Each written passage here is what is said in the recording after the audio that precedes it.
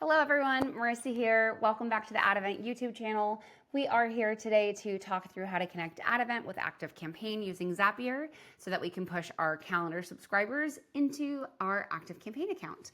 All right, before we get started, let me just make my face a little smaller.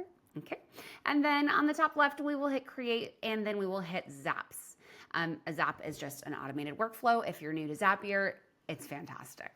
I will first give this a name. So this is going to be add event to ActiveCampaign calendar subscribers.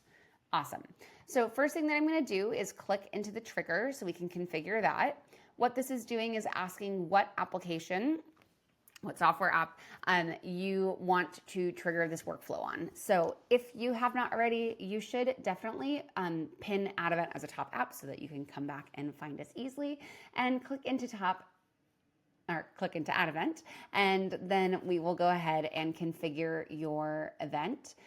If you have yet to, let me move this. If you've yet to configure your AddEvent account with Zapier, go ahead and do that. It's going to ask for your API key, which you can find in the AddEvent platform under account settings and then under settings. I am not going to show that for security reasons.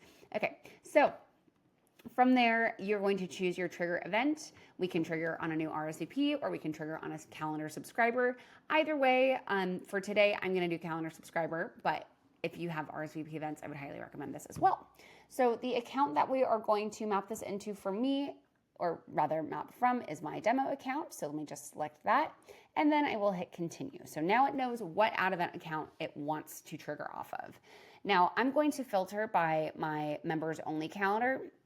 This is an example retail calendar for anybody who is a member and has joined like the loyalty program. They get early access to things like sales. So we are going to trigger off of that calendar. Awesome. And what it's going to do is ask you to test the trigger. You need to make sure that you have a subscriber in your calendar already. So for example, I'm collecting name and email. This is just my calendar details edit or calendar edit page. In the details page, I can see that I have 3 calendar subscribers. I've done a couple test records already, full disclosure. So those are the 3 I see right here. And we're just going to grab subscriber A. What that's doing is just when we test the next step, it's going to use that test record. Okay. Next up, grab ActiveCampaign as your app. If you have not yet already configured that, please do so. It is under the settings. Zapier should have a little explanation on where that is specifically. And the event that we are going to do is we want to create or update a contact. So I'm going to hit continue. It's basically now on the configuration screen asking me how to map the fields, meaning what field in the AddEvent subscriber table maps into the ActiveCampaign contact. So first thing we are going to do is do the slash, and that is going to pull up the previous steps. So I'm going to grab the subscriber form data field, email, where I can see that is going to pull my email. If you click it and it doesn't go away, it's kind of not clear, but you can just click out of that suggested area and it has already mapped it in.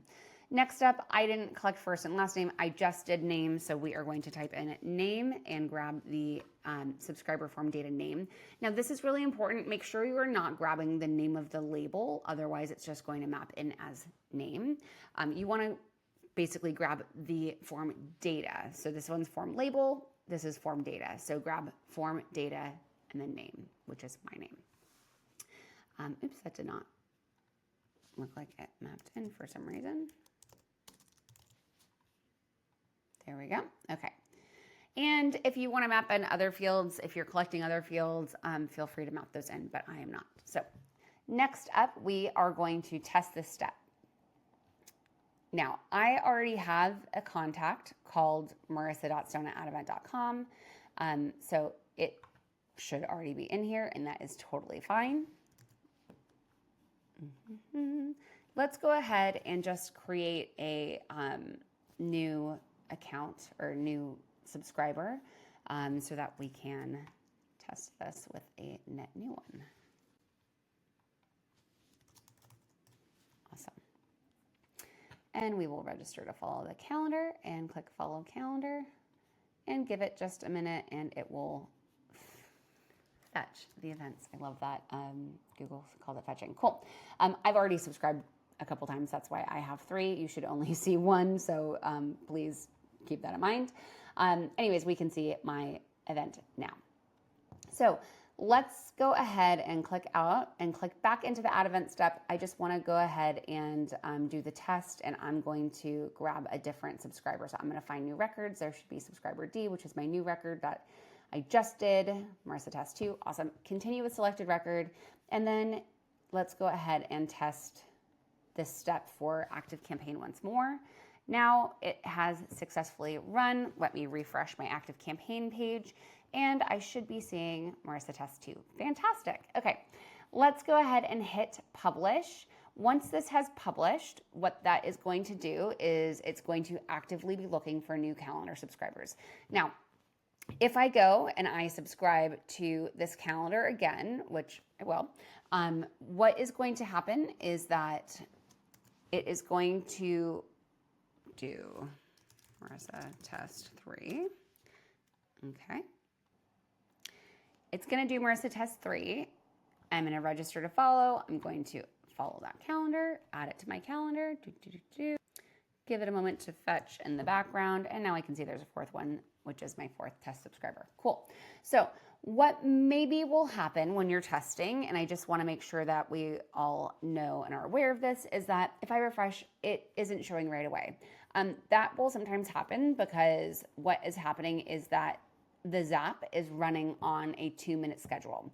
So while it is triggering and looking for new calendar subscribers, Zapier is only running every 2 minutes to look for that.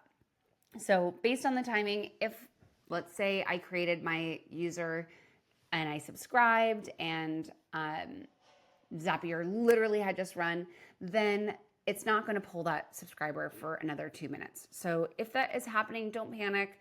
It is totally common. Just give it a couple of minutes to run. And what you can do if you're worried that it's not running or that it maybe had an issue is you can click on the left-hand side here. This little clock as your Zap runs. It will show you the history of the Zapier runs that you have. You can filter it down for different reasons, but basically you can hit refresh and see if it will run or if it has run. Now, if you are feeling antsy and you want to make sure that your live published version is good to go and working correctly, you can manually trigger a run, and that will go ahead and trigger the run at that moment, which I will do right now just to show you. Oh, and it says, of course, we couldn't find new subscribers, which tells me, did it already come through? Let's see. It did already come through. Look at that. It must have come through while I was yapping away. Classic. Awesome. So basically, if it has no new subscribers, there's nothing new to map in.